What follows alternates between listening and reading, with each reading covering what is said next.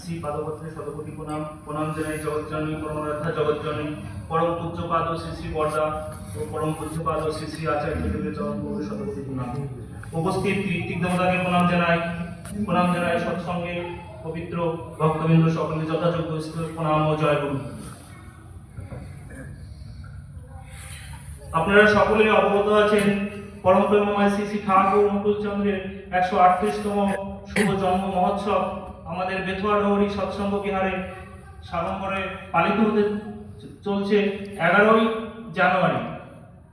তো এই উপলক্ষে আপনারা সকলেই জানেন যে একটা অনুষ্ঠান এই অনুষ্ঠান সকলের সার্বিক যোগদান, সকলের ভূমিকা, সকলের উপস্থিতি ও সকলের সক্রিয়ভাবে অংশগ্রহণের মাধ্যমে এই অনুষ্ঠানটি সাফল্যমণ্ডিত করবে।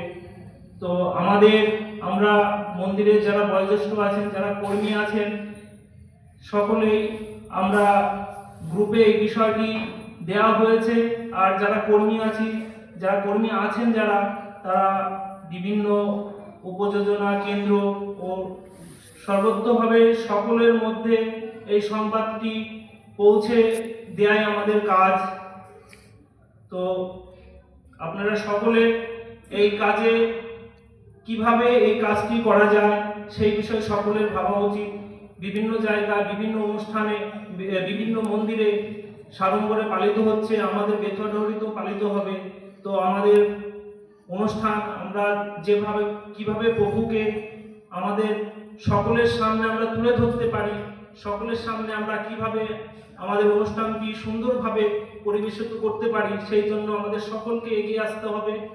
সকল যেভাবে সম্ভব, অর্থ দিয়ে, শ্রম দিয়ে, যেভাবে সম্ভব, যেমন আমার বাড়িতে কোনো অনুষ্ঠান হলে আমরা যেভাবে সক্রিয়ভাবে গ্রহণ করি, সেই একই রকমভাবে আমরা যারা ইষ্টবিধি সংগ্রহ করি গ্রামে গ্রামে, সকলের আমাদের দায়িত্ব অর্ঘ্য সংগ্রহ করা। তার সঙ্গে একটা অনুষ্ঠান অর্ঘ্য ব্যতীত তো সম্ভব হয় না। গ্রামের সকলকে বিভিন্ন জায়গায় সকলের মধ্যে ছড়িয়ে দিতে হবে যে এই ডেটে আমাদের অনুষ্ঠান হচ্ছে। আর এই আমরা মন্দির পরিচালন কমিটি যেভাবে যাকে যেই দায়িত্ব দেবেন সেই দায়িত্ব আমরা যেন নিষ্ঠা সহকারে পালন করি, কারণ নিষ্ঠা ব্যতীত কিছুই সম্ভব নয়। আমরা প্রভুর কাজ করব, সকলে সার্বিকভাবে নিজেদের যোগদানের মাধ্যমে এই আশা নিয়ে আমরা যেন এই কাজে নিমজ্জিত হই। আজকে সৎসঙ্গের আয়োজনে রয়েছেন আমাদের শ্রদ্ধেয় কাজল সর্দার দাদা, তার পরিবারের সকলে যেন ভালো থাকে, তাদের ইষ্টচ্ছল জীবন কামনা করছি। এই বলে আমার সংক্ষিপ্ত বক্তব্য শেষ করছি। জয় গুরু, সকলে ভালো থাকুন। জয় গুরু।